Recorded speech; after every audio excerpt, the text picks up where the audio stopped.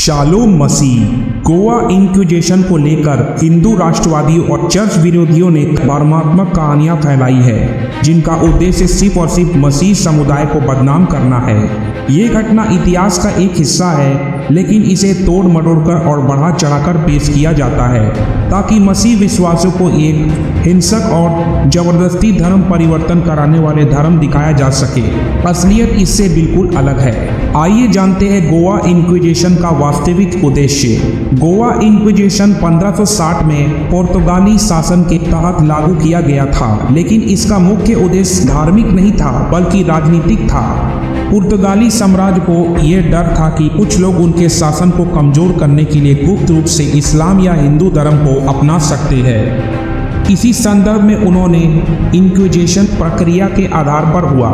इसलिए यहाँ ध्यान देने वाली बात यह है कि इंक्विजिशन की कार्रवाई केवल हिंदू के खिलाफ नहीं था, उसमें उन लोगों को भी निशाना बनाया गया था जो पहले से मसीह थे लेकिन अपने विश्वास में ईमानदारी नहीं बरत रहे थे।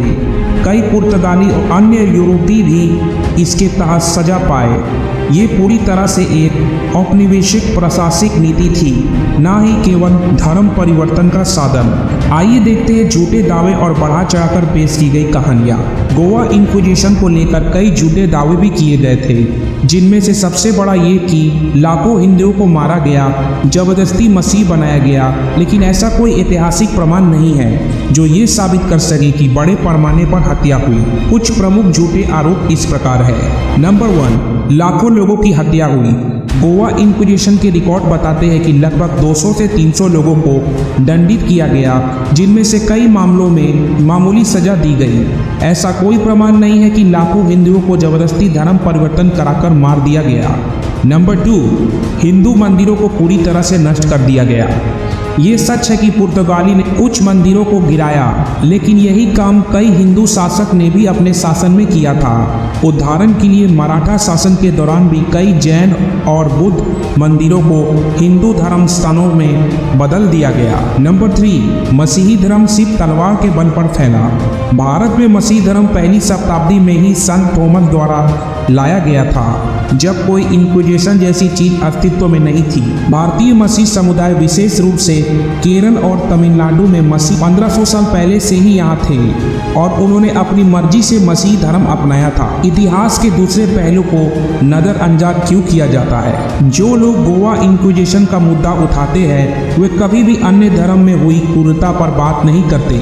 मुगल काल में हिंदू, सिखों, बौद्ध और जैनों पर अत्याचार हुए, क्या कोई इस पर चर्चा करता है? हिंदू धर्म में जाति व्यवस्था के कारण सदियों से दलित और शूद्रों पर अमान्य अत्याचार हुए, क्या कोई इसकी आलोचना करता है? बौद्ध धर्म का पतन भी हिंदू राजाओं और ब्राह्मणों की साजिश का नतीजा था। अगर गोवा इंक्विजिशन को लेकर इतना हंगामा मचाया जाता है तो इस ऐतिहासिक घटना को क्यों छुपाया जाता है? कैथोलिक चर्चों की आधारिक प्रतिक्रिया जब हम देखते हैं तो कैथोलिक चर्च में ये स्वीकार किया कि इंक्विजिशन जैसी घटनाएं मसीह सिद्धांत के खिलाफ थी और इन गलतियों को दोहराने की जरूरत नहीं है। संत पापा जॉन पॉल द्वितीय ने माफी मांगते हुए कहा कि इंक्विजिशन की वजह से जो भी पीड़ा हुई वो मसीह शिक्षा के अनुरूप नहीं थी।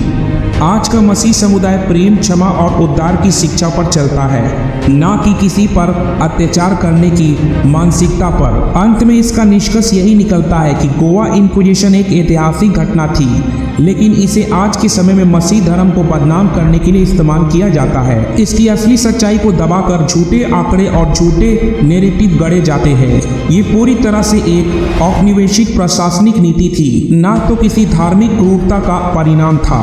वास्तविकता ये है कि मसीह धर्म प्रेम, क्षमा और उद्धार का संदेश देता है और इतिहास को सही परिप्रेक्ष्य में समझना जरूरी है। तो दोस्तों, आप इस विषय पर क्या सोचते हैं? क्या आपको लगता है कि इतिहास को जानबूझकर गलत तरीके से पेश किया जा रहा है? अपने विचार हमें कमेंट सेक्शन में जरूर बताइएगा।